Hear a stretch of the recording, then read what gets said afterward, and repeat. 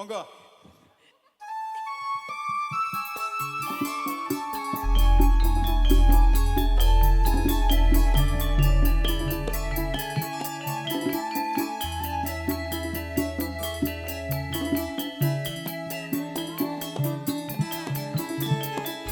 Lo. Ah.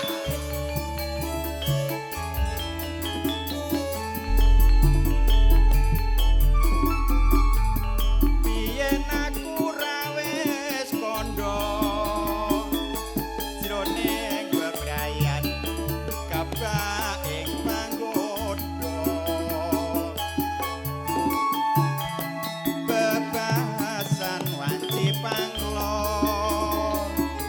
pateng dedet tanpa obor tandri noso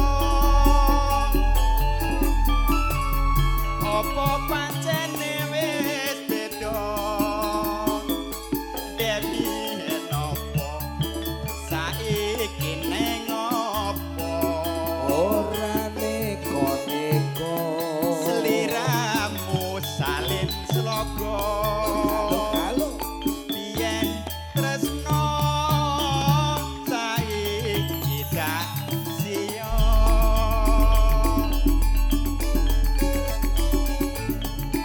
wong ayu mbok aja bingung tumlawung satemahan getun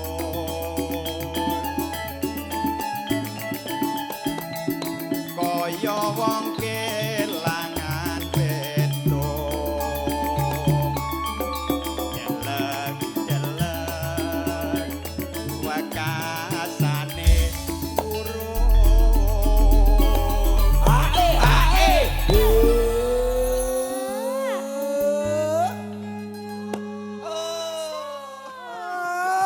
saestu kula niki kados artis saestu lho jenengan niku nggih artis kok. Niku Artis- mengke artis sanyaran jenengan niku mlebu TV lho. napa nggih to Lah niki disyuting kanca-kanca Neo. Lha apa sedeng? Lah. Sedeng pokoke Pak didedel.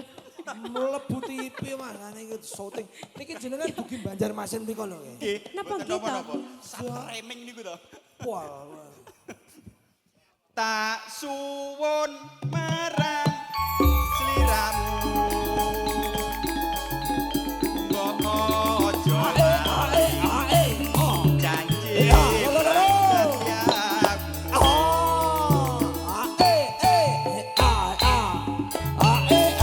sliramu kang satu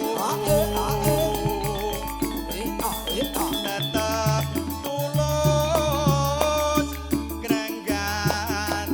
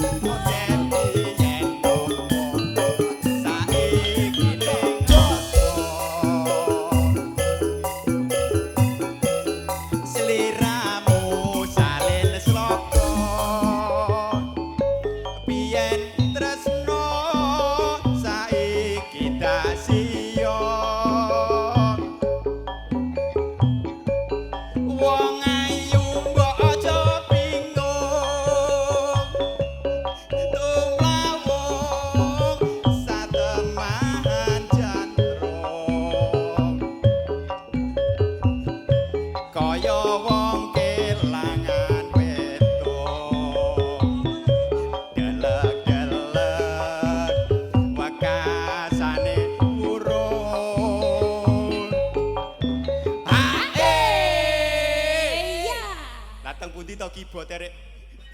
Oh alah. Elok lho iki, elok. Elok tenan kula niki. Iso mateni keyboard.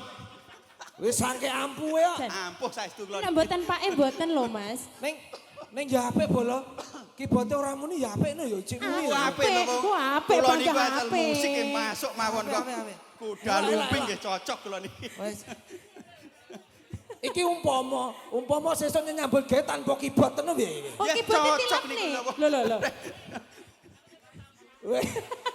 Weh genti nggawa icik-icik yo. Cicik-cicik. Wes jalan men. Oke, lanjut Pak, lanjut mawon niki. Tak suwun marang sliramu.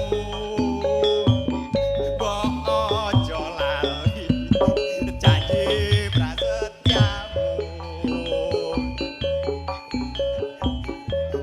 Setraku kang satuku tetep tulus ngranggani jiwaku. Jos. Oke, ampuh lho. Wani. Kondang lho niki. Kondang Jan saya. kok